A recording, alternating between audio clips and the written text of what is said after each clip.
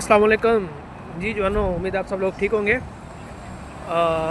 आप लोगों को जैसा कि पता है कि मैं सिडनी में हूँ अभी, और यहाँ पर यूनिवर्सिटी ऑफ सिडनी के अंदर मैं पीएचडी कर रहा हूँ फुली फंडेड स्कॉलरशिप पे with monthly stipend. Actually fortnightly होता है कि 14 दिन बाद मिलता है यहाँ पे स्टाइपेंड।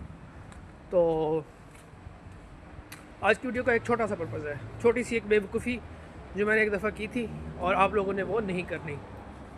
बेवकूफ़ी ये थी कि मैंने एक दिन में एक ही टाइम पे 2-3 घंटे के अंदर 65 ईमेल्स की थी प्रोफेसर्स को। और आप सोच रहे होंगे ये तो अच्छी बात है, आपका एडमिशन हो गया है तो आपने इतनी ईमेल्स एक दिन में की, लेकिन नहीं, ये बेवकूफ़ी थी। आप खुद सोचें, 3 घंटे के अंदर 65 प्रोफेसर्स के मैं रिसर्च पेपर्स तो नहीं पढ़ सकता, उनकी प्रोफाइल्स तो नहीं पढ़ सकता। तो उसमें बेवकूफ़ी ये थी कि मैंने जेनेरिक सी ईमेल सबको कर दी ना, जिसका मुझे जो ईमेल अकाउंट मिला, एक ईमेल एड्रेस मिला, मैं उसको ईमेल करता गया। और as far as I remember मुझे उनमें से किसी का कोई रिप्लाई नहीं आया। तो आप लोगों ने ये मिस्टेक नहीं करनी। प्रोफेसर को ईमेल करें हौसले से, सुकून से, जल्दी नहीं करनी। उसके रिसर्च प्रोफाइल पे जाएं, उसके रिसर्च पेपर्स पढ़ें, सबसे लेटेस्ट रिसर्च पेपर पढ़ें उसका। उस रिसर्च पेपर के कंक्लूजन के एंड पे उसने 2 सेंटेंसेस लिखे होंगे फ्यूचर इनसाइट्स कि फ्यूचर में क्या गुंजाइश है इस फील्ड में, किस तरफ रिसर्च आगे प्रोसीड कर सकती है और आगे क्या क्या फ्यूचर प्रॉस्पेक्ट्स हैं इसके।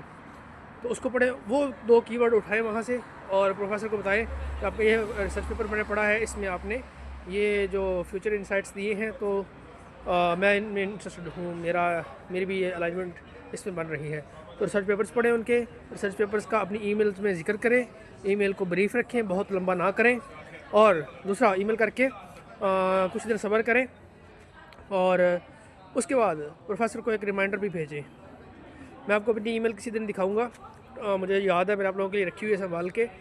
24 सितंबर 2024 को पहले मैंने ईमेल की सुपरवाइज़र को, और जो मुझे उसका रिप्लाई आया था आई थिंक 25 के एंड पे आया था। और 14 जुलाई 2026 को मैं यहाँ पहुँचा हूँ सिडनी में, आई मीन पौने 2 साल। तो सुपरवाइज़र का 1 साल बाद रिप्लाई आया, वो भी मैंने उसको एक रिमाइंडर भेजा। तो उसके बाद तो ये सारी बातें आप लोगों के लिए थी, फ़ायदा उठाइए। Thank you very much, have a good day.